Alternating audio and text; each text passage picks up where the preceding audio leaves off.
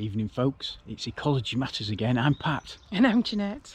And today, or rather this evening, we're on a bat survey to a place that we've been to before, but it's got one or two quirky little things about it that we thought you might be interested in hearing about.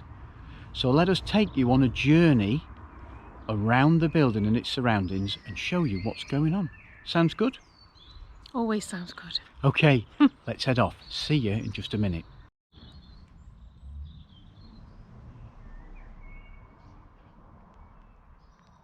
Now you probably know, if you've done this kind of thing before, or if you've watched us before, there's a number of steps, pardon the pun, to any sort of bat survey.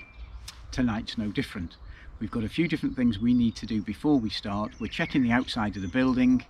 We're making sure we understand whereabouts different things are that might influence our survey. So for example, we've already had a blue tick going into the building when we arrived, just when we pulled the car up. So we're just going to take you around and show you one or two little bits and pieces outside. Can't go in the building tonight. Why? That'll become clear very shortly.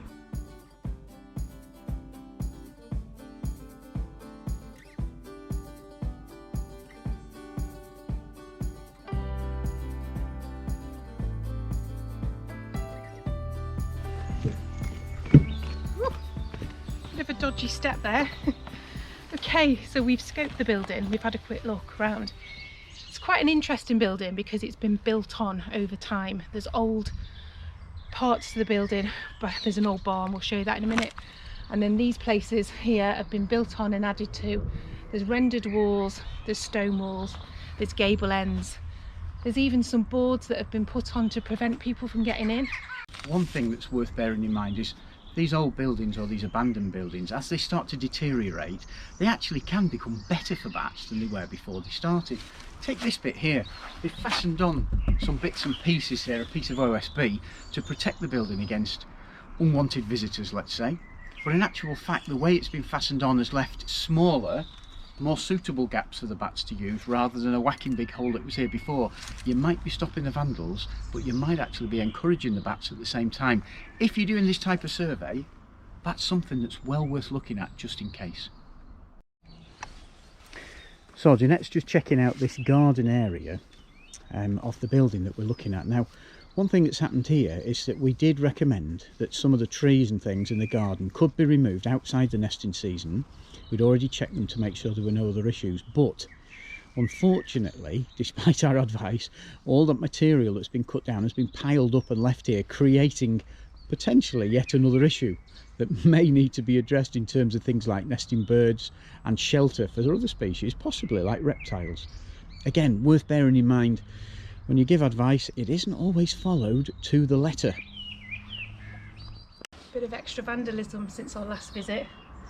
The board I'm standing on should be covering this window, but in actual fact it's been ripped off, and I dare say quite a few people have been inside since.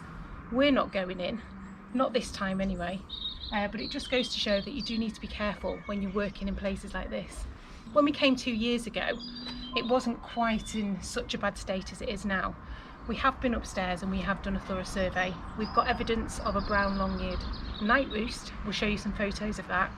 But in the meantime, we're focusing on the evening survey tonight. Just spotted one more problem just before we head off and get ready for the survey. Himalayan balsam.